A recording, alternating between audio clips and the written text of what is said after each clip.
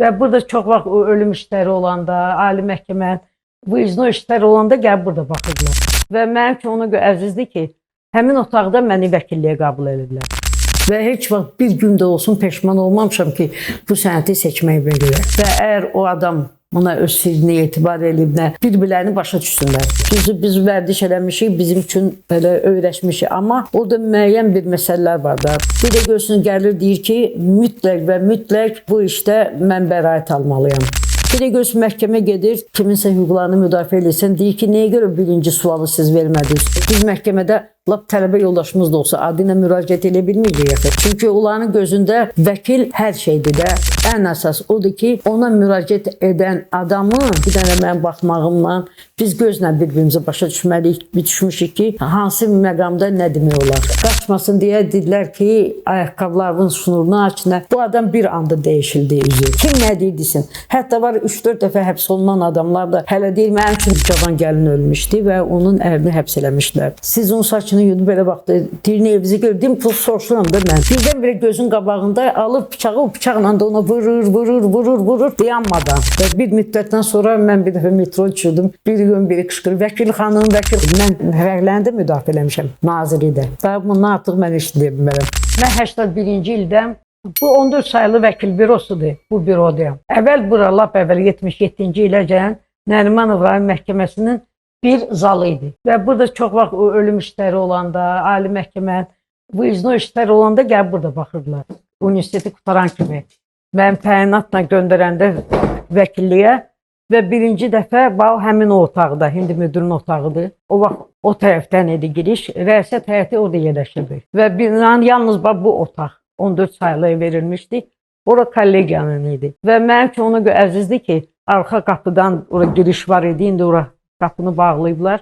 Həmin otaqda məni vəkilliyə qəbul ediblər. Əvvəl stajyor, sonra bir müddətdən sonra vəkil kimi. Ona görə desəm ki, bura mənim doğma evimdir, mənə elə gəlir ki, mən heç yanılmaram. Bilirsiniz, əgər desəm tarixdir, kimlər bura gəlib, onu da deyəcək ki, bu vəkil sirri deyil, mən demək istəmirəm. Amma bu büronu hamısı tanıyırlar. Özü yadından çıxmaz, kollegiya köçəndə buranın qapısı açıldı və oradan stullar verildi bura və bizi ilə sağollaşdılar. Bütün bura hamısı kollegiyanın idi. Burada olanın mühasibatlığı idi. Bütün kollegiyanın işləri bu büro. Buradan qapı var idi. Qapıdan girdim və məni bu otaqdan yola saldılar otağa və orada vəkilliyə qəbul elədilər. Bu divarlar da hamısı o qədər əzizdir. Siz özü burada necə vəkillər olub? Allah onları rəhmət eləsin, dünyasını dəyişənləri. Mən oktyabr ayın 10-unda 1958-ci ildə Bakı şəhərində doğmuşam. 76-cı ildə bizim Dövlət Universitetinin hüquq fakültəsinə daxil olmuşam, və 81-ci ildə həmin fakültəni bitirmişəm. O vaxt vəkilliyə gəlmək də problem idi və mütləq staj olmalı idi. Amma 10 nəfər bizim tələbələrdən bizi göndərdilər Ədliyyə Nazirliyə, oradan da vəkilliyə. Və mən həmişə fəxr edirəm ki, mən 81-ci ildən bugünəcən vəkil olaraq işləyirəm. Və heç vaxt bir gün də olsun peşman olmamışam ki, bu sənəti seçməyimə görə. Mənə dəfələrlə sual verirlər ki, nəyə görə vəkillik? Mən onu bildirəm ki, həmişə mən elə tələbəlik vaxtında, hətta məktəbdə oxuyanda orada vardı Sovet Starşı Klasnika, sonra Komitet Komsomol var idi. Ondan sonra fakültədə də həmişə aktiv olmuşam və həmişə hesab eləmişəm ki, mənim missiyamdır da belə bir imkan olanda həm maarifləndirmə işləri aparım, onda düzü biz onu başqa cür deyildik ki, izah eləyim, bu belə olmalıdır, hələ olmalıdır. Həmçində müdafiə eləyim. Küçədə kimisə görəndə, hələ uşaq vaxtında kimisə döyür, baxmayaq ki, oğlanlar da vuruşanda çalışırdım, müdaxilə eləyim. Və hesab edirdim ki, mən mütləq kimisə müdafiə eləməliyim. Ola bilsin, həmin bu istəkdə məni hüquq fakültəsinə götürdü və həmişə də fəxr eləmişəm ki, mən bu şərəfli peşənin nümayəndəsiyəm. 10 il İntizam Komissiyasının üzvü olmuşam. 2022-ci ildən də rəisət heyətinin üzvüyəm və 2022-ci ilin 1 aprel tarixində yarandı Qadın Vəkil Alyansı. İyun ayından da mən həmin alyansın sədriyəm. Və bugünkü gündə də çox fəxr edirəm ki, çox sayılı xanım vəkillərimiz var. Mən hesab edirəm ki, vəkil üçün təcrübə əsasdır. Çünki nəzəriyyə itaq olmalıdır, amma təcrübə nəzəriyyə istinad eləməklə də biz o ilə bir yerdə, çünki təcrübə olmayan da bir görsən belə məqamlar olur ki, qanunla hər şey bilirsən, belədir, elədir. Amma təcrübədə bir anda sən hansı qətiyyətlə, hansı bir iradəvi göstərməlisən, hansı bir vəsadət verməlisən, onlar hamısı təcrübədən asılıdır. Ona görə təcrübəni nəzərsiz olmaz, amma ən əsas təcrübədir. Yaxşı vəkil ona müraciət edən adamla dinləməlidir. Ola bilsin bir də görsün neçə saat bu adam istəyir ki, onu dinləyəsiniz, yığılıb. Onu dinləyəndən sonra taktikasını necə qurmalıdır və əgər o adam ona öz sirrini etibar edib, necə ona kömək eləmək olar ki, bir-birlərini başa düşsünlər. Və mən həmişə hesab edirəm ki, biz gerək baxaq bizim qarşımızda kim oturub. Adam var, səbirsizlikdir. Deyir ki, yox, bu gün var, mən deyən olmalıdır. Biz ona başa salıq ki, qanun var, qanunun müddətləri var. Məhkəmədə hansı mərhələdə bu iş həll oluna bilər. Ha vaxt hakim müşavirə otağına görə sübutlar ha vaxt təqdim olunmalıdır. Ona görə burada biz müəyyən bir işlər aparmaq lazımdır ki, həm müraciət edən dediyini eləyəsən, həm də qanuni cəhətdən orada səhv olmasın. Çünki o vəkil deyil, o hüquqşünas deyil. O belə istəyir. Amma qanun başqa şey istəyir.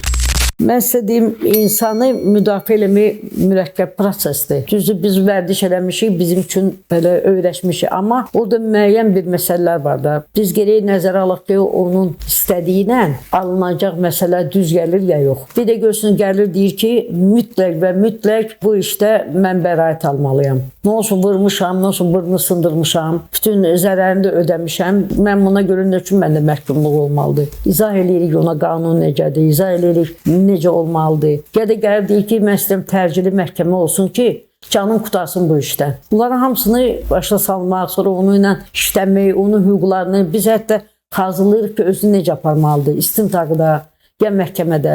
Çünki o davranışdan da çox şey asılıdır. Bizdə Cinayət Prosessual Məcəlləsində, Mülki Prosessual Məcəlləsində, orada məhkəmə gedişi, ümumiyyətlə istintaq çox şey orada göstərilib. Kim nə etməlidir, ha vaxt sual vermək lazımdır. Bir də göz məhkəmə gedir, kiminsə hüquqlarını müdafiə edirsən, deyir ki, nəyə görə birinci sualı siz vermədiniz? Başa sal ki, qaydalar var. Bu qaydalara uyğun olaraq suallar nə formada verilir, vəsadətlər hansı anda verilir. Ona görə bir çətin də olsa, amma çox maraqlıdır. Bu 45 ildə mən görməmişəm ki, bir adamın taleyi obusu ilə üst-üstə oxşaya bilər hardasa, amma üst-üstə heç vaxt düşmür. Və hər dəfə də ayrı bir strategiya, ayrı bir taktika seçirik. Vəkilin təbliğatı əsas odur ki, biz onun hüquqlarını, qanunları təbliğ edirik, başa salırıq. Qanunun sərt üzü olanda da qanunun bu üzü də var. Orada var hansı güzəştlər gedə bilər qanun, özünü necə aparmalısan, davranışın necə olmalıdır. Ondan da başqa biz hər dəfə də qeyd edirik ki, mütləq və mütləq vətənə olan sevgini, qanunu olan sevgini, bunlara həmişə aşılamalıyıq. Biz vətənimizi çox sevirik və həmişə deyirik ki, nə olursa olsun, vətən də, vətən qanunlarında sənin arxandadır. Biraz bu siz mürəkkəb sualdır, nəyə görə? Bəzi vaxtlar deyirlər ki, hakim də, vəkil də, hətta belə olur ki, bir qrupda oxuyurlar. Amma qanun bütün bu məsələlərə nöqtə qoyub, çünki Cinayət Prosessual Məcəlləsində də var, hakimlə tərəflərin davranışı necə olmalıdır. İstəyir mülki prosessualda var, davranışlar necə olmalıdır. Mən də hesab edirəm ki, qanuna uyğun. Məhkəmə iclasıdır. Biz məhkəmədə lap tələbə yoldaşımız da olsa adı ilə müraciət edə bilməyəcəyik. Biz geri müraciət edirik. Qanun nə deyir o tərəfə hakimə? Və mən həmişə də çalışıram ki, etika ən üstün olsun və öz fərqi yoxdur qarşımızda. Lap əks tərəfdə, sizin düşmən tərəfdə olsa, çalışız özünüzü müəyyən qaydalara riayət edəsiniz. Lap siz o adamı nifrət də eləsiniz, amma məhkəmə onun üçündür ki, araşdırılsın. Və burada əsas sizin hüquqlardan və ədalətin bərpasından söhbət gedir. Mən hesab edirəm ki, dərinə getsək, vəkilin rolu çox böyükdür. Dəfələr nə olub, biz hardasa çıxış eləyəndə başa salmışıq hüquqlarını, vətəndaşların və bilsiz qanunlara olan məhəbbəti, qanunlara olan hörməti çox vaxt vəkillərdən də asılıdır. Çünki onların gözündə vəkil hər şeydir də. Əgər bu qanunları bilirsə, izah edirsə, biz bu hamısını aşmalıyıq. Mən əsas hesab edirəm ki, peşəkar vəkil dedikdə bilsiz nə deməkdir? O çox yaxşı təcrübəsi olmalıdır. Baxmayaq, lap cavan da olsa, o deməkdir ki, özü iştirak etsin, gedib kənardan da məhkəmə iclaslarında da otura bilər və qanunları düzgün sistemləşdirməlidir. Ən əsas odur ki, ona müraciət edən adamı başa düşüb və onun nə istəməyini başa düşmək lazımdır və ona düzgün yol göstərməkdir. Ondan çox şanslıdır. Mən özüm şəxsən harası gedirəm həkimin yanına, əgər məndə o həkim inam oyadırsa, mən hesab edirəm ki, 90% sağlama. O 10% ola bilsin nəsə problemlər var, amma inanıram. Vəkil də yanına gələndə vəkilə mütləq inanmalıdırlar. Bilməlidirlər ki, çetin də olsa, amma vəkil sənin yanındadır. Biri görsün, biz istintaqdan başlayırıq. Bilirik ki, onu istintaq da bu işi bağlaya bilərdi, hitam verə bilərdi ya. Amma ona baxmayaraq axıracan gedirik bu işin dalıca. Göstərir ki, biz bir növrəni düzgün qurmuşduq bu işdə. Bilsiz, vəkilliyin inkişafı mən çox şadam ki, yaxşı gedir indi. Gənc vəkillər də həmişə çalışıram, onu deyim ki, yadınızdan çatmış ki, qarşımızda kim olsa da, bunlar hərəsinin bir ailədən gəlib, hərəsinin bir xasiyyəti var, hərəsinin bir tələbi var, hərəsinin bir kaprizi var. O demək deyir ki, biz nazlarını oynamalıyıq kaprizini, amma biz onlara əgər düzgün istiqamət versə, o düzgün istiqamətlə də iş getsə, sizə inansalar və əsas odur ki, geri müraciət edən adamla aranda dürüstlük olsun. Bir-birinizi başa düşəsiniz. Vaxt olub, belə işlər olub ki, bir dənə mənim baxmağımla biz gözlə bir-birimizi başa düşməliyik, düşmüşük ki, hansı məqamda nə demək olar. O özü də böyük şeydir və mən həmişə oyuna fəxr edirəm. Düz indi aşkı taxıram. Amma əvvəl aşkı siz bir dənə baxmaqla, ya mənə baxmaqla, göz, ya da əllə, bir də əlimizi qalxırmaqla, belə eləməklə, bəzi vaxt olur ki, demirdim ona ki, mən səni işarə eləyəcəm. Amma məhkəmə gedişantında belə bir məqam yaranırdı ki, İstər-istəməz mənim gözümlə, əllə nəsə eləyirdim, oradan da mən həmişə demişəm ki, mən vəkilliklə fəxr eləmişəm və bugünkü gündə də fəxr edirəm. Son dövrdə o vəkillərin o qədər, onların xeyrinə olan qanunlar, o qədər vəkilliyə qiymət verilir, önəm verilir. Çox fəxr edirəm. Hələ mənim bir dənə o mantiya, məhkəmə iclaslarına, mantiyana gedəndə heç bir söz lazım deyil. Kənardan da bilirlər ki, vəkil gəlib. Baxmayaq ki, 81-dən vəkiləm, amma hər dəfə məhkəmə zallarına girəndə, biləndə ki, mən vəkiləm, mən həmişə oyuna fəxr eləmişəm. Və həmişə cavanlara da deyirəm ki, doğrudan da o bizim mantiyamız, bu bizim sinəmizdə olanızdan çox, bu bizim üçün çox əzizdir və həmişə çalışırıq ki, belə eləyək ki, doğrudan da vəkil o geyimimizlə hərəkətlərimiz bilinsin. Çünki biz qeyri-adi bizim peşəmiz var. Hüquqşünas çoxdur. Prokuror forması ilə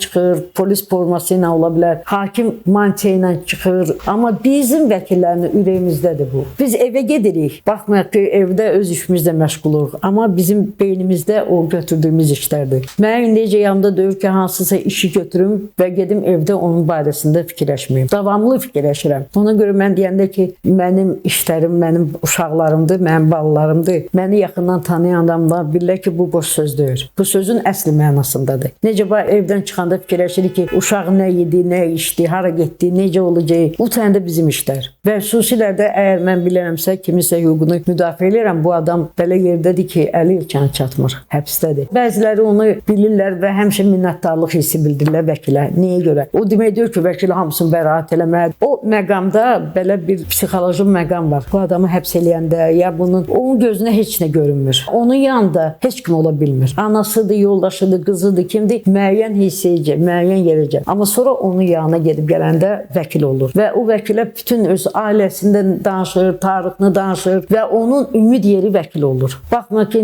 tezə qanunlarla zəngiləşmək də olur, evinə əlaqə saxlamaq da olur. Amma o başqa şeydir. Siz vəkil hesab edir ki, bir 50 nəfərin əvəzini eləyir. Çünki evdə əgər qızın bir yolu var, ananın bir yeri, nə? Amma bu vəkil həm analıq eləyir, yaşa baxmayaq ki, cavan olmağına, həm çalışır, siz onun hüquqi tərəfdən hazırlayır. Həm onun psixoloqu olur. Çünki o ilə iş aparır davamlı. Gözümün qabağında da həmişə adam var, bir də görürsən hadisədir, amma bu hazır deyildi ki, onu həbs edəcəklər. Biz o məqamda hər şey qoyub kənara başlayalım ki, ola bilsin həbs olacaqdır, amma bilginə ki, onu da həmin insanlar tikib, evlər tikən və o deməkdir ki, sən ora getdin həmişə, amma əsas odur ki, orada sınmayasan, ruhdan düşməyəsən. Onda mənə də hasan olacaq səni müdafiə eləməyə. Çünki bir var mən gəlim səni sakitləşdirim, səninlə danışım, deyim bunu belə. Bir var mən gəlim və başlayım səni vəkil kimi işləməyə. Bu ayrı-ayrı məqamlardır və bəziləri çox sağ ol deyiblər. Hətta mənim yanımda bir dəfə birini həbs eləyəndə qaçmasın deyə dedilər ki, ayaqqabılarının şnurunu açına. Bu adam bir anda dəyişildi üzü. Psixoloji cəhətdən mən bir-iki dənə söz dedim və o da həmişə mənə onu deyirdi ki, düzün çoxdan da çıxıb özü də. Deyir ki, o məqamda o mənə o qədər kömək oldu. Çünki mən ona başladım ki, təbii orada ayaqqabı ilə olmaz, belə sizi buna hazırlayırlar. Mən ki, psixoloji cəhətdən, çünki bunu heç bir evdə heç bir adam Heç kim bilmir ki, sağ başına nə gələcək və buna heç vaxt heç kim hazır olmur. Kim nə deyir desin. Hətta var 3-4 dəfə həbs olunan adamlar da hələ deyir, mənim üçün nə demək öyrəşmişəm. Residivistlər də vardı. Amma müşahidələrin bu 45 ildə onu göstərir ki, hamısı insandır və hamısının ürəyində hardasa ümidi var. Baxmayaq ki, onun üçün heç nə də hansısa bir cinayət eləməyib. Amma onlarla düzgün davrananda həm yaxın dosta çevrilir. Düzdür, yaxın dost nə mənada bu iş aparan dövrdə əsas odur. O etibar edir, səbirsizlə gözləyir ki, ha vaxt vəkil gələcək. Siz onda inanır işin müsbət həll olunmasına. Mən çox işlərim olub və hər işi desəm öz yeri var. Amma mən köhnə işlərdən danışacağım. Çünki vəkil sirri var və hansı bir iş barəsində danışanda kimsə yadına düşə bilər, kimsə bilə hansı işdir. Məndə bir də belə bir ölüm işi var idi. Cavan gəlin ölmüşdü və onun ərini həbs eləmişlər. Və izahatlar da vardı, ifadələr də vardı. Qonşular deyirlər ki, bunlar həmişə vuruşurlar. Onların evlərində kəskin səs-küy salır, dava düşürdü və ona görə 100% deyirlər ki, bu hadisəyə səbəbkar əridir. Mən onunla danışanda o özünə yer tapa bilmirdi. Mən o yana getdim türməyə, onunla söhbət elədim. O yaxın qohumlar tərəfindən mənimlə müqavilə bağlanıb. Bunları ona görə ona izah elədim ki, mənə etibar olsun. Və onunla danışanda xahiş edim ki, əgər ona çətin deyirsə, həmin dəqiqəsinəcə mənə desin necə olub. Və danışdıqca mən belə başa düşdüm ki, bunu heç nə eləməyib. Düzdür. Belə bir məhəbbət aralarında yox idi. Xanımı üzr istəyirəm, hamilə idi və bu səbirsizliklə gözləyirdi ki, ha vaxt uşaq olacaq. Amma ona baxmayaraq sözləri düşürdü də gündə. Özü deyir ki, mən danışmırdım. Xanım deyirdi. Mən axırda qışqırırdım, ondan sonra sakitləşirdi. Sual verdim, dedim, qonşular eşidirdi, deyir, həmişə. Amma ən çox xanımın qışqırığını. Mən axırda bir qışqırıqla o mübahisəyə son qoyurdum. Sonra da gedirdim. İndi kasıb adam idi. Ya alımı alırdım, ya nəsə alırdım. Çalışırdım ki, qışqırmağının nəticəsi olmayan baxmayaraq ki, bir sakitləşdirim aranı. Həmin gündə. Hətta mən bayıra çıxdım da, gəldim də. Bizdə də deyil, şkaf var kuxnədə. O şkaf sallanırdı. O da hissləndə neçə dəfə onun başına da o şkaf deymişdi. Mən deyir, çıxmışdım, gəldim, gördüm bu yıxılıb. Dedim, bəlkə axşam toyda olublar. Bəlkə o zəhərlənib. Skorupomuş çağırdım. Polis çağırdım, mənə də tutdular, götürdülər. Və mənə də peşmansan, dedim, mən bilsəydim belə olacaq. Dedim, nə bilsəydim belə olacaq. Dedim, bilsəydim belə olacaq ki, evdən çıxmazdım, qışqırmazdım. Və o dəfələrlə mən ona dedim, sizə çətin deyir, həmin bir neçə dəfə o mənə həmin dəqiqəsi ilə gördüm ki, yox, bu adam səmimidir, düzdür. Və iş materiallarında da orada müəyyən dərəcədə biz neyəsə daxil ola bilirik, neyəsə yox. Mən xahiş edim ki, mənə versinlər meyidi müəyyən edilməsi, sonra hadisə yerinin protokolunu. Və məndə bəzi məqamda şübhə aldı ki, həm də şəkillər də vardı, meyidin şəkli. Və gözüm sataşdı ki, doğrudan da kuxnədə yerdədir, orada şkafın əli və birinci. Bundan soruşdum, dedi, ola bilsin, deyir, onun bir dəfə də başı deymişdi, amma ondan adam ölməz. Bu özü, bunları deyir mənə. Və mən də maraqlandım, biraz araşdırdım. Meyidi yumağa gedən adamlardan biri bunun bacısı idi. Dedim ki, sizə qeyri-adi nəsə deməyiblər. Deyil, nə bilim, o molla dedi ki, başında yarısı vardı, bağladım. Amma iş materialında yoxdur axı bunun neynəsi. Orada var, göğü itərliyib yıxılıb. Getdik, tapdıq mürdəşiri. Xanımla danışdım, şəkil də aparmışdım. Dedim, düzü müddət keçib. Deyir, hə, bizdə burada gündə ölən yoxdur ki, bu cavan doğum yadımda qalıb. Dedim, qeyri-adi deyir, nə qeyri-adi, yıxılmışdı, amma hamilə idi, yazıq deyil. Belə bir danışdıq. Dedim ki, pes başqa, siz onun saçını yudu, belə baxdı. Deyir, evinizi gördüm, pul soruşuram da mən. Dedi ki, hə, orada yarası da vardı. Başında özü hələ bil nəsə, bilməm, vurmuşlar, nəsə eləmişlər, nəsə yarası var da bilməm. Dedim, siz o barədə lazım olsa istintaqa izahat verərsiniz. Dedi, bəli, lazım olsa verərəm. Amma bir şərtim var ki, yoldaşım gəlsin. Bizdə burada bir nəfər ölüb. Yoldaşım da mənim kimi, o da orada indi məsciddə onu yuyur. Yusuf axşam gəlir. Dedim, olar mən burada gözləyim. Yoldaşım da mənə bayırda gözləyirdi ki, çünki bunu mən gedib görürdüm ki, hiss edirdim ki, bu adam ona eləməyib. Bacısı da özünü öldürdü ki, o deyir, qardaşım mənim də, mən biləm ki, o heç vaxt eləməz. Hətta bir adam xəttini deyəndən sonra səhərdə nəsə eləyir ki, onun əvəzinə çıxsın. Əlinə fəhləlik gəlir. Kimsə nəsə gedir onu eləyəcək ki, ondan incik olmasınlar. Biz getdik, fırandıq, axşam gəldik, yoldaşı evdə idi. Dedim, xanım, mən sizin adınızı sizdən öyrəndim. Mənə adınızı, familiyanızı zəhmət olmasa, mən də gedəcəm. Burada bir şey yoxdur. Bir adama lazımdır ki, araşdırsınlar da, bəlkə də mən səhv eləyirəm. Amma mənə gəlir ki, orada nəsə olub, başıma deyib. Deyir, hə, mən də elə belə başa düşdüm. Bir gün yoldaşı bizi qapıdan qovladı.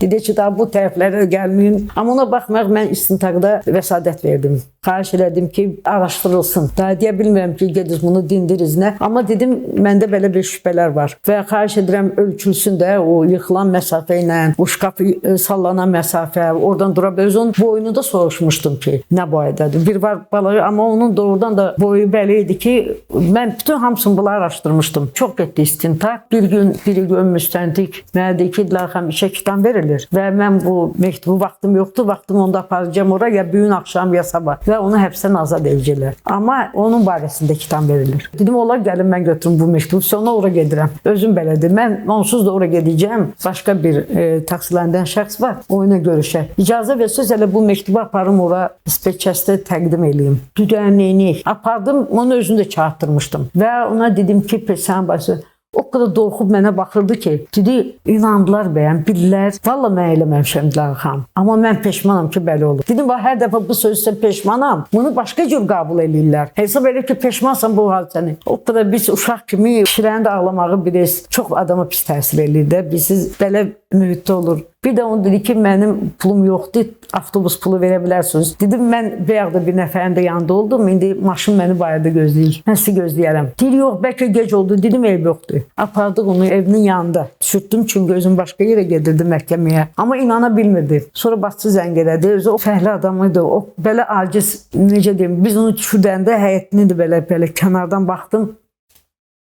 Mən hesab edirəm ki, suva bir şeydir. Sonra başçı mənə dəfələrlə zəng eləyirdi ki, kes çox sağ, bu indicə inana bilmir. Hələ bilir ki, doğrudan bir işim də vardı. O da o vaxtlar Bakı şəhər məhkəməsi vardı. Mən həmişə o barədə İkram müəllimə çox sağ ol deyirəm ki, orada belə işi qurmuşdu ki, məhkəmələr həmin vaxtda başlayırlar. Yubanmadan. Hansı saat neçə təyin edib və qanunda непрерывность vardı da, belə bir işi qurtarmamış başqa işə keçmirdilər. Bir ölüm işi gedirdi. O ölüm işi gedə-gedə dəfələrlə orada müstəntiqi dəyişdiriblər. Vəkillər sonra gəlməyiblər. Çünki çox belə bir çətin məsələ idi. Və iş hər dəfə məhkəmədən qayıdırdı istintaqa. İşin məğzi nədən ibarət idi? Bir cavan oğlan evə qayıdarkən görür ki, orada 2 nəfər, 3 nəfər, 4 nəfər, belə bir neçə adam mübahisə edirlər. Və görür ki, mübahisə ilə biri ayağına yıxılıb qardaşı. Obsinin da əlində bıçaq. Bu da Bakıya köçməmişdən əvvəl atasının da, anasının da bir də qardaşını itirmişdi. Tezə gəlmişdi. Birdən-birə gözün qabağında alır bıçağı, o bıçaqla da ona vurur, dayanmadan. Həmin adam da ölür. Sonra da müəyyən olur ki, bu yeganə oğul idi və atası sözün əsl mənasında məhkəmə iclasında fəryad eləyirdi. Və hər dəfə deyirdi ki, mən qoymayacağam bu iş nəticələnsin. Qoy əziyyət çəksin, qoy varanokla getsin, gəlsin, qoy istintaq. Mən də bu adamla görüşəndə mənə demiş ki, Dilarxanım, mənə neçə il verilə versin, amma mən yorulmuşam. Yayda da, istidə də, belə gedirəm, gəlirəm. Bir müstəntiq onda hadisə baş vermişdi. Başqa müstəntiqə verirlər. Oradan obusuna verirlər. Tezdən də dindirirlər. Amma belə olub da, mən fikrim olmayıb bunu öldürmək. Ata da heç ki qoymurdu ki, vəsadət verməyə. Verirdi ki, vəsadətlərdə yazılı. 2 kəlmə deydin, orada zalda qışqırıq. Hamısı da başa düşürdü ki, atadır. Dərdi böyüdü. Mən nə elədim? İndi iş utarır mərhələsində prokuror çıxış elədi. Bildim ki, obusi gündə mən çıxış eləməliyəm. Prokuror dedi ki, mənim elə çıxışımı obusi gündə eləyəcəm. Bildim ki, ona görə dedilər ki, biraz bu görsün ki, prokuror nə istəyir. Mənim çıxışım düzəlmişim, vəkilin çıxışı axırda olur və son söz olur. Nə enim, evdə bir dənə köynək kəlağayı vardı. Onu yudum, düzəltdim, səliqələdim, gəldim məhkəməyə. İndi prokurorun çıxışını dinləyəndən sonra indi mən çıxış eləməliyəm vəkil kimi. Sumkamdan çağırdım kəlağayını, başıma bağladım, gördüm hamısı belə tərcümə var. Dilarxanım soyuqdur, nədir, mən də heç nə deməm. Və orada bir misal çəkdim. Çünki mən hiss eləmişdim ki, o zərər çəkmiş dinə inanan adamdır. Çünki bəzi belə sözlər işləyirdi, bəzi deyirdi ki, mən inanıram, cəzavızı burada da olmasın, orada. Mən də ona bir misal çəkdim. Dedim, bəlkə də mən səhv eləyirəm, mən din adamı deyirəm. Amma mən bir yerdə oxumuşdum ki, belə bir rəvayət var ki, Məhəmməd Peyğəmbər namaz qılmağa gedəndə həmişə yuxarıdan bir xanım onun başına zibil tökürdü. Bu namazını qılıb qaydanda da zibil tökürdü. Bir gündə gedir namaz qılmağa, görür heç kim. Qaydanda soruşur ki, yan yörəsindən, necə bu xanım gün zibil atmadı üstümə? Dedilər ki, o pis vəziyyətdədir, ölümcül vəziyyətdədir. Çıxır yuxarı, xanım onu görür, bir də qorxur, çünki xəstə. Öz libasını çatır, atır üstünə, görür ki, əsir. Və bir müddətdən sonra o xanım İslamı qəbul edir. Mən deyəndə o deyir ki, bu rəvayət deyir, bu belə hadisə olub. Mənə də bu lazım idi ki, bu biraz sakitləşsin və ondan sonra öz çıxışımı elədim. Çünki vəkilin çıxışını heç kim kəsə bilməz. Amma belə emosional vəziyyətdə olanda bilsiz çox gərginlik olur. Və axıracan bildirdim ki, öyrətmişdim də öz təqsirləndirilən şəxsi kimi hüquqlarını müdafiə edirdim. Dedim o nə desə də siz eşitdiniz. Amma belə məqam olanda görəndə ki, bir saat sizə müraciət edəndə deyir ki, Allah rəhmət eləsin. Mənim fikrim olmayıb qəsdən. Doğrudan da o bilsiz iş tamamlandı. Ona cəza verdilər. Maddəsini dəyişdirmədilər, amma yüngül cəza verdilər. Və bir müddətdən sonra mən bir dəfə metro düşürdüm. Bir gün biri qışqırır, vəkil xanım, vəkil xala, vəkil xanım, vəkil xanım. Belə baxdım, dedim, bir var hadisələr və kimisə var. Gördüm, əvvəl tanımadım. Dedik, mən sizi axtarıram. Dedim, bax, özü o çıxırdı, mən düşürdüm. Yanında da bir xanım vardı. Dedim, necəsən? Dedim, sizi necə tapım? Dedim, əsas odur ki, hər şey salamatlıqdır. Nəsə problem var. Dedi, yox, yox. Mən sizə çox minnətdaram. Mən bilsiz, bir rahatlandım. Az yaşlı idi və o vaxt vyeznoy məhkəmələr olur da. Üşə baxırlar şəhərdən biraz kənarda, amma şəhərə yaxın olan yerdə. Böyük aktiv zal idi, adamlar çox idi. Və işin gedişatında gördüm ki, bu adam az yaşlıdır, amma həbs eləyəcəklər. Çünki orada belə məqamlar vardı ki, bu mütləq zaldan həbs olunmalıdır. Anasını çəkdim qırağa, dedim ki, ola bilsin bu gün bunu burada həbs elədilər. Siz onun üçün naski, mayka, indi birinci girən kimi də içəri. Bir də imkan varsa apar oğlumu yedirtkinə. Çünki gün artadan sonra olacaq. Mən belə bilirəm amma anası möhkəm adamdır. Deyirəm, xahiş edirəm oğlum bilməsin. Yoxsa qaçıcı, anası da əlindən yığmışdı. Qoy tez getsin ki, sonra tez də çıxsın. Yoxsa neçə vaxtı orada da nə törətməmişdi. Çox cinayətlər vardı burada. Kompleks. Az yaşlı olduğuna görə onu həbs eləmirdilər. Amma işin gedişatı onu göstərdi. Amma bir işdən də danışım, o mənim üçün həmişə maraqlı idi. O da az yaşlı idi. Biraz pis maddə ilə tutulmuşdu. Yanına gedib gəldim, özü çox moralində, bilsiz, özünə o qədər qapanmışdı ki, heç kimi görmək istəmirdi, heç kimi danışmaq istəmirdi. Oyuna kontakt yaratmaq üçün oyuna çox söhbətlər edirdim. Tez-tez gedirdim. Çetin də olsa gündə elə gedirdim, onu kameradan çağırtırdım. Çünki bilsiz, cavan vəkillər həmişə deyirəm ki, əgər cinayət işinə çıxırsınızsa, əlinizdən çox şey gələ bilər. Nə barədə? Gedib onu o mühitdən çıxartmaq. Bir saat da olsa, yarım saat da olsa öz yanınızda otursun, oyuna söhbət eləyə bilirsiniz. Siz kənardan gəlirsiniz ora. Siz kənardan gəlib deyirsiniz ki, necəsən, nə var, yox, kameran necədir, incidmirlər. O da bilir ki, onu müdafiə edən adam var. Bir var nəzarətçiyə nəsə etsin, bir var öz vəkili gəlib gedir. Və həm inam yaranır. Mən ondan öyrəndim ki, o domino oynamaq xoşlayır. Deyim, sən oynayaq.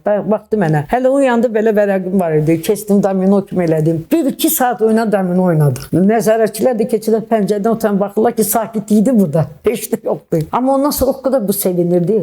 Düzdür, mənim apardığım işlər çoxsu həbsdən çıxıb, o barədə istəmirlər də nə fikirləşsinlər, nə desinlər. Amma mən ona inandırdım da. Bir də mən nə minnətdaram, bizim son vaxtlar bu kollegiyada o qədər dəyişikliklər olur, müsbət tərəfə, vəkillik üçün. Və onlardan biri odur ki, biz gedib pulsuz məsləhətlər veririk. Təkcə belə barədə, küçədə kim harda müraciət eləyir, biz o sözsüz. Aksiyalar da keçirik, amma ən böyük aksiyalar biz keçiririk tərcih olunmuş adamlar üçün. Və onların gözünə işıq gəlir ki, biləndə ki, kənardan onu tanımayan da adam gəlir və ona öz məsləhətini verə bilər. Və bir az yaşlını biz getdik, həm qadınlarla az yaşlılar, onlar yaxındır bir-birinə. Xanımların nə sualları var, nə danışdılar, kimiçə ərizə yazmaq, kimə məsləhət vermək. Sonra da o az yaşlıların yanına gələndə və bir az yaşlı var idi. Bildim ki, onun yanına nə anası gəlir, atası yoxdur. Özü də ölüm hadisəsi idi. Amma özündən asılı olmayaqdı, özünü müdafiə eləyələ. Amma olmuşdu da, çünki müəyyən məqamlar var, ona görə o cinayət məsuliyyətinə cəlb olunmuşdu. Dedim, sənin üçün nə götürüm gələndə? Dedi, Çingiz Abdullayevin kitablarını. Və mən sonra Çingizlə ki, bir yerdə oxumuşuq Abdullayevna, dedim, o ora kitabxanaya həm kitablarını göndərdi, həm bu adam üçün də özü yazılı. Və mən sevindim ki, deməli, bunun həyatı hələ qabaqdadır. Əgər bu kitab oxuyursa. Biz ora az yaşlılarla görüşə gedəndə bizim alyansın xanımları ilə zalda, aktiv zalda yığışdıq danışanda və bunlara təklif verdim ki, danışsınlar. Az yaşlıdırlar, cavandılar, 16 yaşında olan uşaqlardır, 17, çünki 18-10'da olan yerlərini dəyişdirirlər. Danışanda heç kim sualları cavab verə bilmirdi. Cavab yox, heç kim nə sualı vardı. Dedim, onda yaxşı, bir dənə dizgi kimə neçə il veriblər. Çünki maddələri bəlkə İstəmirlər də yanındakı nə olsun, o da onun kimi məhbusdur desinlər. Bir də dedim, siz bu vətəni çox istəyirsiniz, dedi, hə. Dedim, onda onlar hamısımız bir yerdə oxuyaq bizim gemimizi. Kim sözlərini bilir. İnansız, mən deyirəm, indi də var bir təhər oluram. Oxuyanda bəzən ürəklərini əlinə qoymuşlar. Təcrid olunmuş cavanlarımıza. Bu onu göstərir ki, deməli biz yaxşı ölkədə yaşayırıq. Bunlar bilirlər ki, səhv eləyiblər, Tulla amma vətənə olan sevgisi. Bəli, mən də inanıram ki, elə adamlar mütləq sonra yaxşı oldu. Sevindim ki, məktəbləri var. Orada elə futbolda oynadılar. Bu onu göstərir ki, bizdə doğrudan da çox müsbət dəyişikliklər var, həm qanunda, həm də bizim vəkillərə mən həmişə çox minnətdaram.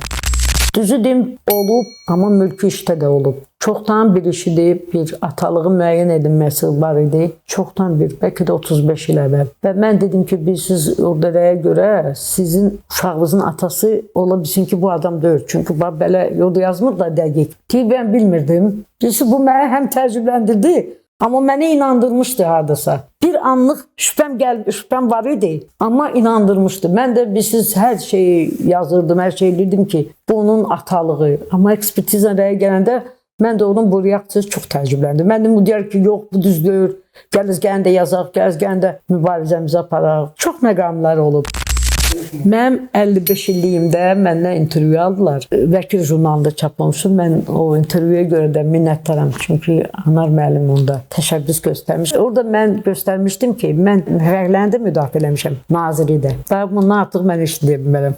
Orada birinizdə nə spektrlarda müdafiə eləmişim. Biz çox vaxt əvvəl şikayətlərdə də göstərdik. Düz indi bir barədə həm iş yüngülləşib, həm də biraz mən hesab edirəm ki, şikayət yazanda öz ürəyimizi qoyuruq da orada. Və mən çox şikayətlərdə yuxarıda hansısa misranı yazırdım. Neysə istinad eləyirdim və ondan sonra başladım yazma. O misra ilə hansısa bir ədəbiyyata, mən ümumiyyətlə ədəbiyyata, incəsənətə bağlı adamam. Hətta bir dəfə bir olub zaldan müdafiə elədiyim adam bəraət almışdı. Mən az qalmışdı rəqs eləyim. Siz olub. Sonra oxudum ki, Moskvada doğrudan da belə bir vəkil var. Onun adını qoyublar Tansu Uşi advokat. Dedim, deməli təkcə mən deyirəm. Özü təsəvvür edin, əlimdə sumka, patvel, əlimdə bu. Belə azaba rəqs sözün əsl mənasında. Amma bu daxildən gələndə bir beynəlxalq tədbir idi. Orada kərəsöz praktikasından danışırdılar və bizim çox hörmətli vəkillərimiz də vardı. Orada çox dayandıq bir boşanma işlərində də. Psixoloji aspektlər, necə, nə. Orada mən bir məqam dedim ki, musiqinin təsiri. Və orada göstərmirdi boşanmaya gedən adam. Onun üçün qoysalar mahnını ki, darıxmışam. Yəni, bunu doğrudan böyle. Və o musiqanı öz telefonunda biraz qulaqsıq. Bəziləri hesab edəndə ki, doğrudan musiqinin müəyyən dövrlərdə böyük təsiri var. Mənim bir işim də vardı orada. Bu adam həbsdə idi. Çox gərgin özünü hiss edirdi. Çünki başqa cür şəraitdə idi. Bu dedi ki, bizim qonşu kamerada biri var. Çox gözəl sesi var, Larxan. Onun musiqisi olmayan da mənə elə gəlir ki, mən hər şey itirirəm. Düzdür, indikilərlə o psixoloji cəhətdən danışmazıq. Çünki indi televizorlarda var, şəraitləri yaranıb. Amma bu hamısı insan faktorudur. Nizami Gəncəvinin çox yaxşı bir düzdür. Bizim sağ olsun kollega tərəfindən bu kitabda onun ən yaxşı sözləri yığılıb və orada belə bir mənim xoşuma gələn söz oldu ki, ya öz adına layiq işlər gör ki, sən axırda utanma xəcalətindən. Bu söz mənə nəsə yaxın gəldi. Mən həmişə cavanlara da deyirəm, ümumiyyətlə əgər kimsə soruşursa, deyirəm həmişə gəl belə işlər görək ki, onun nəticəsi olanda da, olmayanda da biz utanmayaq. Çünki biz bunu nəyə görə eləmişik? Biz bunu eləmişik ki, həm insana kömək eləyir, həm də ədalətin bərpasına insanlar inansınlar. Çünki inam olanda, güclü məhkəməyə inamlar, o çox böyük şeydir. Mən həmişə istəyirəm ki, məhkəmələrə çoxlu inam olsun ki, vətəndaşlar vəkillərə inansınlar, vəkillərdən. Çünki biz onları izah eləyəndə və deyirik ki, bunun nəticəsi bu ola bilər, bu ola bilər. Ədalət axtaran insanlara sən doğru cavab göndər. Doğru dillərlə. Bu bizim işimizin hardasa leytmotividir. Mən uçuna düzünü deyim. Düzü ağrılı olanda da onu çalışırıq biz yumuşaq deyək. Çünki o adam hələ psixoloji öz vəziyyəti ilə bəzi vaxtlar hələ razılaşmır.